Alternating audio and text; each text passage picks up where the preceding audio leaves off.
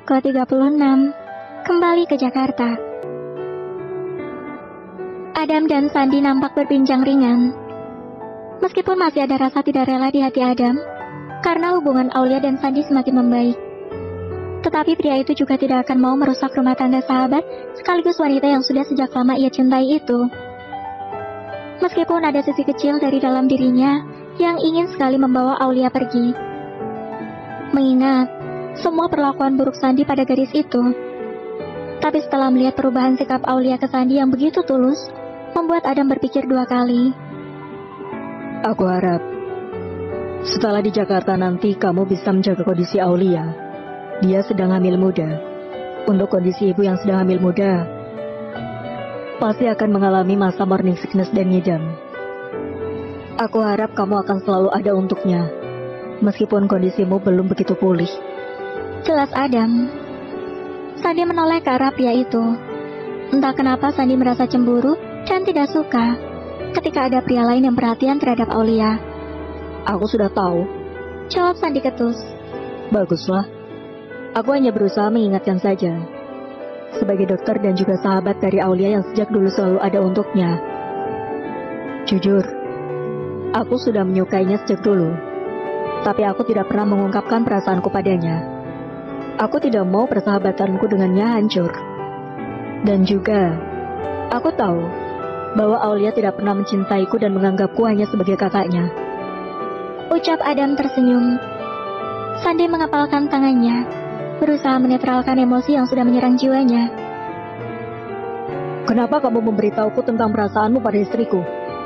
Apa ada alasan yang jelas? Sandi menatap tajam ke arah pria yang duduk di sampingnya. Adam terkekeh melihat reaksi Sandi.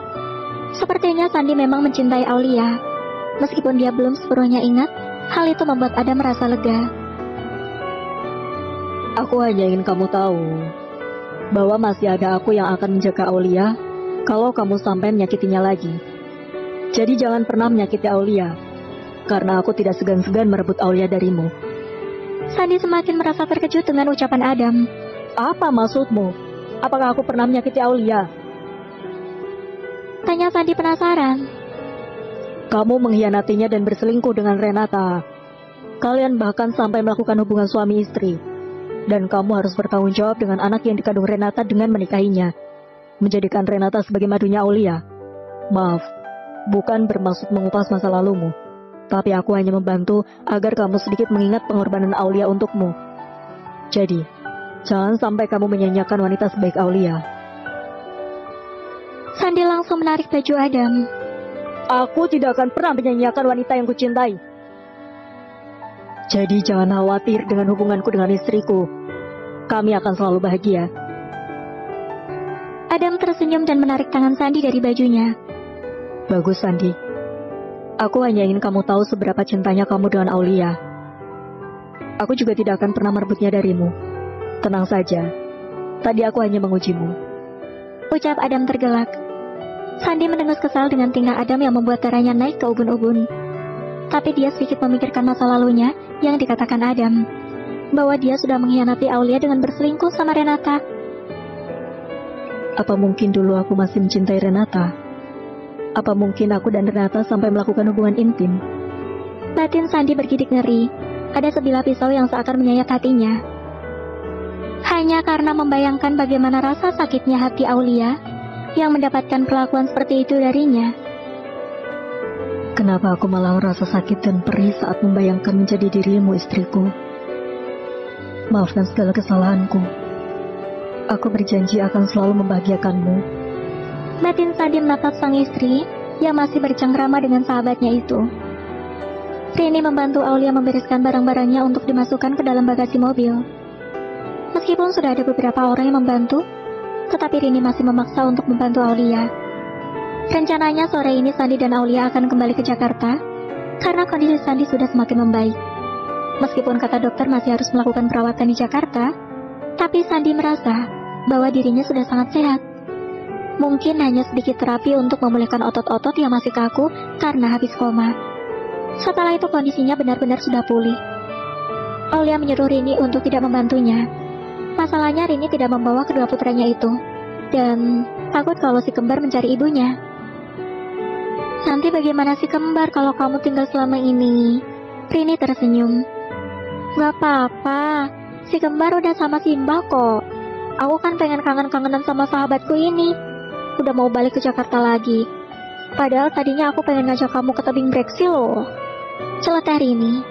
Kapan-kapan lagi kita ke sana bareng-bareng. Sudah hampir sebulan aku dan Mas Adi pergi meninggalkan Jakarta dengan setumpuk pekerjaan yang sedang menunggu. Kasihan Sita juga. Selalu kuberi tanggungan untuk menjaga butik. Jawab Aulia terkekeh. Mengingat sahabatnya sekaligus pegawainya yang berasal dari Jogja itu ingin sekali pulang ke Jogja hanya untuk melihat kondisi Aulia.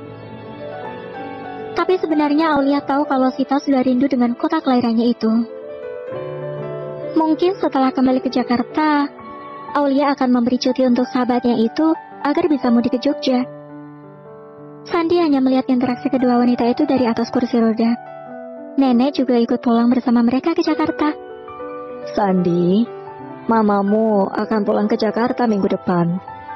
Ia tidak tahu kalau kamu kecelakaan. Kuharap kondisimu sudah pulih dan bisa mengingat lagi sebelum mamamu kembali. Ucap nenek. Sandi menoleh ke arah nenek dan tersenyum.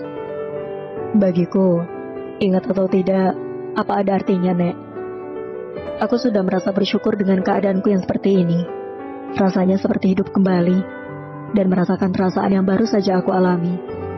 Jawab Sandi menatap ke arah Aulia. Ya, Sandi merasakan jatuh cinta pada wanita yang ternyata telah halal untuknya. Kekuatan cintanya pada sang istri sangat kuat dan dalam, sehingga Sandi bisa merasakannya meskipun dia sedang sakit dan amnesia. Apalagi saat ini istrinya itu tengah hamil, membuat Sandi benar-benar merasa tidak percaya dengan apa yang dialaminya. Sepertinya baru saja terbangun dari mimpi yang indah, dan ternyata setelah bangun mendapatkan kebahagiaan yang tidak tara. Sandi mengingat kembali ucapan Adam yang selalu membuat hatinya terkoyak. Aulia Permata, aku tidak akan pernah menyanyiakanmu sayang. Batin Sandi. Setelah merapikan barang-barang di dalam mobil, akhirnya Aulia, Sandi, Nenek dan Bainem sang asisten pergi meninggalkan rumah sakit tersebut untuk menuju ke bandara. Adam dan Rini hanya bisa menatap sendu kepergian mereka. Aku harap Sandi bisa membahagiakan Aulia. Rini menoleh ke arah pria yang ada di sampingnya itu. Aku juga hanya bisa mendoakan mereka agar selalu bahagia. Kamu juga harus segera mencari jodoh. Buka hatimu untuk wanita lain. Karena aku yakin bahwa tulang rusukmu pasti ada di sekitar kita saat ini. Ucap Rini menasihati Adam. Bersambung.